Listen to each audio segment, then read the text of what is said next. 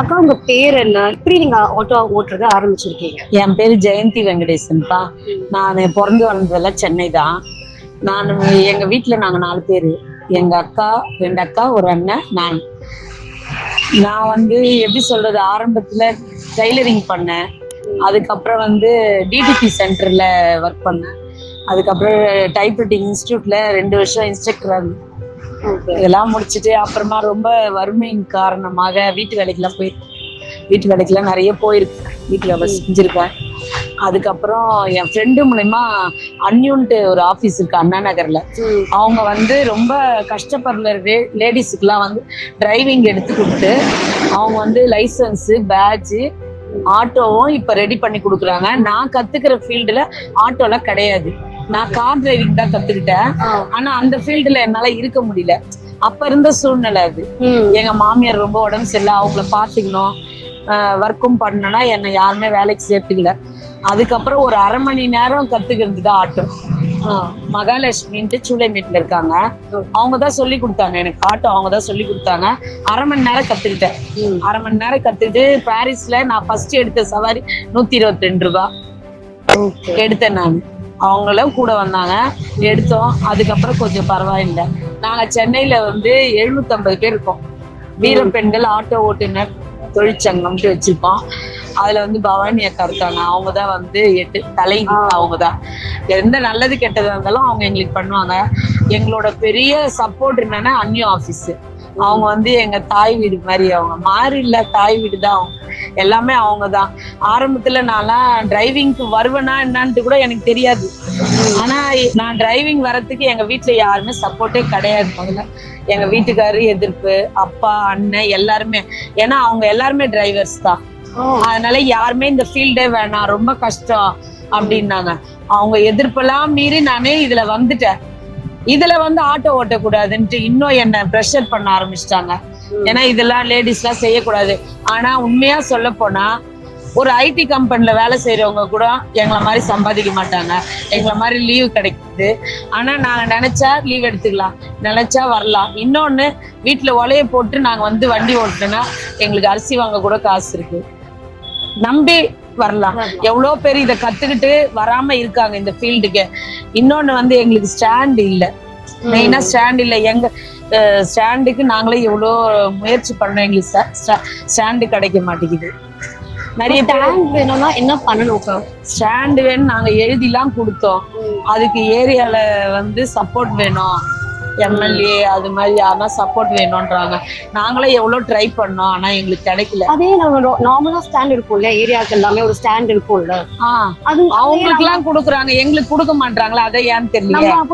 இப்பதானே முதலமைச்சர் பிங்க் ஆட்டோன்னு ஒண்ணு எடுத்துட்டு வந்திருக்காரு.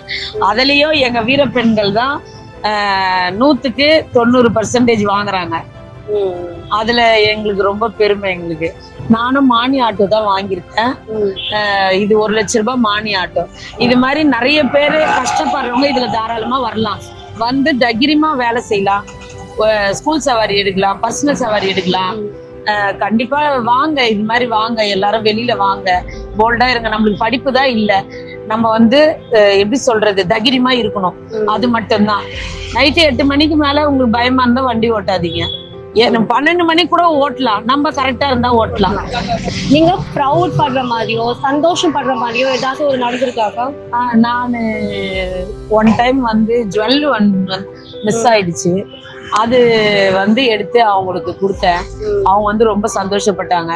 இது வரைக்கும் யாருமே எனக்கு இது மாதிரிலாம் எடுத்து கொடுத்ததே இல்லை, நீதான் ஃபர்ஸ்ட் டைம் கொடுத்துருக்குற அப்படின்னு சொல்லிட்டு.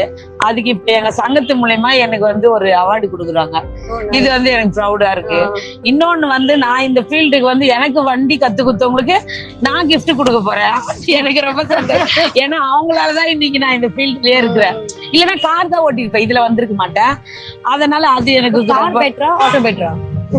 அதாவது எப்படி உங்களுக்கு சிம்பிளா சொன்னா, car rich life, auto poor life. அவ்வளவுதான், வேற ஒண்ணுமே இல்ல. வருமானம் ஜாஸ்தியா இருக்கு. வருமானம் அதுதான்ப்பா. இது பசங்களை பாத்துக்கலாம் மெயினா. ஆட்டோல அப்படி என்ன ஸ்பெஷல்? வயசானவங்க எல்லாம் நான் ஃப்ரீயா ட்ரிப் எடுத்துட்டு போறேன். அவங்க கிட்ட கேஷ் வாங்குறது கிடையாது. நான் ஓரளவுக்கு எனக்கு பார்த்த உடனே அவங்களுக்கு தெரியும் இவங்க ரொம்ப கஷ்டப்படுறாங்க. இவங்க கஷ்டப்படுறது ஓகே, அது இல்லை, வயசானவங்களுக்கு நான் காசு வாங்காம அப்படியே இருந்தோம். அதுதான் இப்ப என்னால செய்ய முடிஞ்சது. வேற ஆனா கடவுள் எனக்கு நல்ல தெம்ப கொடுத்தாருன்னா இன்னும் நல்லா பண்ணலாம். ஸ்கூல் படிக்கிற பிள்ளைங்களை கூட இட்டுன்னு போகலாம். ஆனா ஆல்ரெடி எங்க பாப்பா இட்டுன்னு போகும்போது நான் இட்டுன்னு போவேன். வழியில யாருன்னா பசங்க போனாங்கன்னா 2-3 பேர் அப்படி இட்டுன்னு போவேன். உங்களை பார்த்துட்டு நிறைய பேர் ஆட்டோ ஓட்டணும்னு நினைக்கிறவங்களுக்கு நீங்க என்ன சொல்ல வரீங்க? தைரியமா வாங்க, கண்டிப்பா வரணும். லேடிஸ் நிறைய பேர் வரணும், இந்த ஃபீல்டுக்கு வரணும். ஏன்னா நிறைய பேர் லைசன்ஸ் எடுத்துட்டு கையில வச்சிட்டு இருக்காங்க, வரமாட்டாங்க, தைரியமா இல்லை. அதுதான், வேற ஒன்றும் இல்லை. நிறைய பேர் எப்படி சொல்றது, வேலையை கத்துக்கிட்டு திரும்பவும் பழைய மாதிரி வீட்டு வேலைக்கே போயிடுறாங்க. அதை மட்டும் தயவு செஞ்சு பண்ணாதீங்க. இப்போ ஆட்டோ ஓட்டணும்னு நினைக்கிறவங்க எங்க போய் கத்துக்கிறது, எப்படி இது பண்ணலாம்? ஆட்டோ ஓட்டணும், கார் ஓட்டணும், எது ஓட்டணும்னாலும் லேடிஸா இருக்கிறவங்க இது மாதிரி எங்களால லைசன்ஸ் எடுக்க முடியல, எங்களால பேட்ச் எடுக்க முடியல, ஆட்டோ வாங்க முடியல, எதா இருந்தாலும் அண்ணா நகர்ல சாந்தி காலனில அன்னியோ ஆபீஸ்ன்னு இருக்கு. அங்க போயிட்டு நீங்க பதிவு பண்ணீங்கன்னா அவங்க உங்களுக்கு லைசன்ஸ் எடுத்து கொடுப்பாங்க, பேட்ச் எடுத்து கொடுப்பாங்க, கார் டிரைவிங்கும் சொல்லி கொடுக்குறாங்க, ஆட்டோவும் சொல்லி கொடுக்குறாங்க. ஆட்டோவும் உங்களுக்கு வாங்குறதுக்கு அவங்களே மூவ் பண்றாங்க, அவங்களே வாங்கியும் கொடுக்குறாங்க. Happy women's day. எல்லாரும் ஆட்டோ டிரைவிங்க்கு வாங்க, நல்லா தைரியமா ஆட்டோ ஓட்டுங்க. Happy women's day. இப்போ நம்ம கூட இருக்கிறது சசிகலா. நீங்க எப்படி எதுக்காக ரேபிடோ சூஸ் பண்ணியிருக்கீங்க? எங்க வீட்டுக்காரர் ரேபிடோ ஆப் சும்மா இருக்கே, இதை வச்சு ஓட்டிப்பாரு அப்படின்னு சொன்னாரு. ஓட்டி பார்த்தேன். ஓட்டி பார்த்ததுக்கு அப்புறம் கொஞ்சம் வருமானம் வருது, வீட்டு செலவுக்கு எல்லாமே பாக்குறேன், கரெக்டா இருக்கு செலவு. இதுல ஏதாவது கஷ்டம் வருதா உங்களுக்கு? கஷ்டம்லாம் எதுவுமே இல்ல. கஸ்டமர் ஏறுறாங்க, அடுத்த செகண்ட் டிராப் பண்ணிட்டு மறுபடியும் கஸ்டமர் வந்துட்டே இருக்காங்க, போயிட்டே இருக்க வேண்டியதான். நம்ம லைஃப் வரதுக்கு போயிட்டே இருக்கிற மாதிரி போயிட்டே இருக்கு. ஓகே. ஸோ இதுல உங்களுக்கு ஏதாவது சந்தோஷப்படுற மாதிரி ப்ரௌடான மூமெண்ட் ஏதாவது நடந்திருக்கா? நடந்திருக்கு. என்ன ஃபங்க்ஷன் கூப்பிட்டுருக்காங்க, நைஸ், போயிட்டு ஃபங்க்ஷன் அட்டன் பண்றோம். ஒரு சந்தோஷமான விஷயம் தானே எல்லாமே நடக்குது. எல்லாத்தையும் எதுவும் ஃபீல் பண்ணிட்டு ஓகே, சந்தோஷமா தான் இருக்கு. ரேபிடோ ஓடுறதுல ரொம்ப சந்தோஷமா இருக்கு. ஸோ உங்களை பார்த்து இப்போ நிறைய பொண்ணுங்க சப்போஸ் ரேபிடோ ஓட்டணும்னு நினைக்கிறவங்களுக்கு நீங்க சொல்ல வர வேண்டியது என்ன? கண்டிப்பா ஓட்டலாம் தான் சொல்லுவோம். நம்ம யாரையும் போய் 10 ரூபா கேட்க தேவையில்ல. நம்ம ஒரு ரைடு எடுத்தா கூட அதுல ஒரு 50 ரூபா கிடைக்குதுன்னா நம்ம யாரையும் கேட்காம நம்ம இஷ்டத்துக்கு எடுத்து போயிடலாம். அவ்வளவுதான். இதுக்கப்புறம் எதுக்கு இன்னொருத்தவங்க கேட்டுட்டு சந்தோஷமா இருக்கும். Happy women's day. ஆமா.